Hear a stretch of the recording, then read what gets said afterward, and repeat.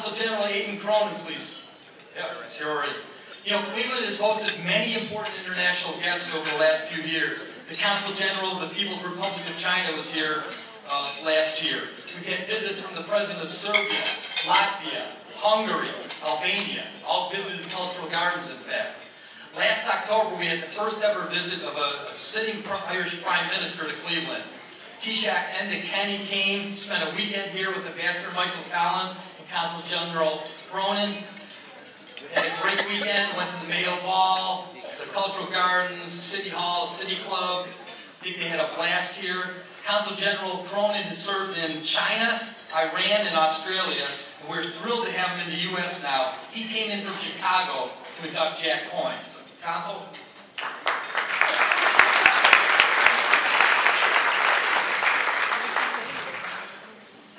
Good evening. When I saw the speaking lineup for this evening, I was comforted that the keynote speaker was going to be an immigration lawyer. So I said to myself, that'll be fine. She'll speak in dull legalese for about 5 or 6 minutes. Margaret Wong is clearly a force of nature. So I didn't quite know what I was facing into. But Margaret, it was a wonderful expression of your views across a range of issues. So thank you for that, and thank you for giving the evening a good kick-off. A hard act to follow.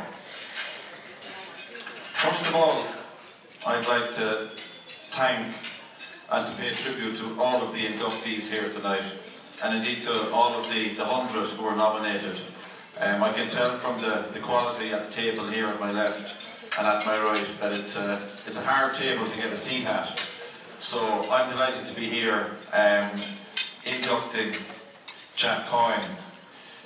The organisers of the event were wise enough to know that a list of high achievers in Cleveland wouldn't have any credibility whatsoever without the inclusion of an Irish inductee.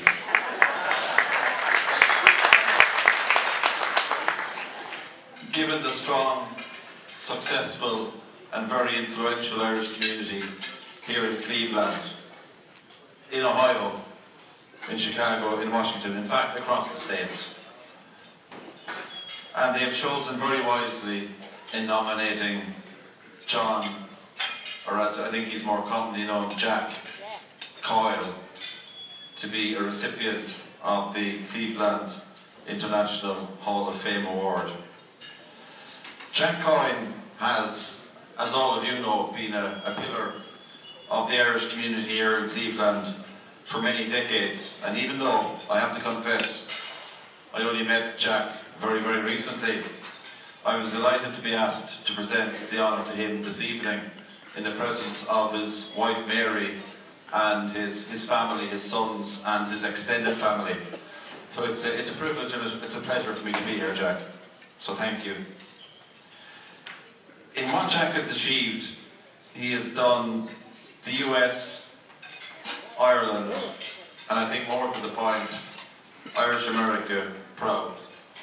He deserves enormous credit for his success in business, his many charitable works, and from my perspective, as the official representative of Ireland here in the Midwest, for his work in promoting peace and reconciliation in Ireland, and particularly in Northern Ireland over the last 20, in fact 30 years. We are fortunate that we can claim such a distinguished and successful member of the Cleveland community, of the Cleveland Irish community, as a member of the global Irish community, our family, and we are very, very proud as Irish people, and me as a representative of the Irish people, to call him one of our own. He's a proud native of Cleveland, but has never forgotten his Irish and in fact his Galway roots. But he has never been one just to pay lip service to his Irish roots, which is an easy thing to do.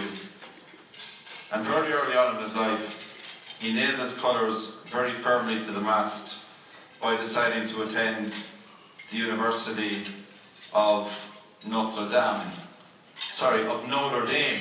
I think it's called here, home of the Fighting Irish, of whom Jack is a proud member.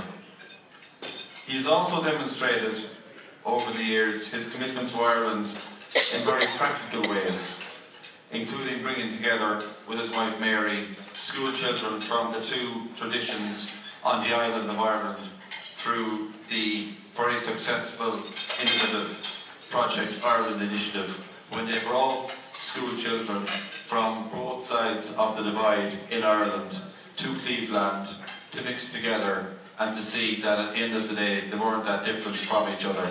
And we're seeing the fruits of that 20 years later in the Northern Ireland peace process, which has taken root and which has been a huge success. And in later years in his work with the Irish Famine Committee, the Irish American Charitable Foundation and the Irish Garden Club, this has served to reinforce his commitment to promoting all things Irish here in North East Ohio. We, as Ireland, are very grateful to Jack and to people like him who never forgot Ireland, who never forgot the country of their forefathers, who never forgot the importance of maintaining the links between Ireland and the USA. 40 million Americans claim Irish heritage. Jack's success story is the success story of those people, of the Irish in America, and in particular of the Irish in Cleveland. The values he espouses of hard work, of faith, of family, of service, of leadership are the values that we all share and aspire to. He's a credit to Cleveland, he's a credit to Ohio, and we like to think he's a credit to Ireland. So thank you, Jack, for all you've done, and it's my pleasure to present you with this award this evening.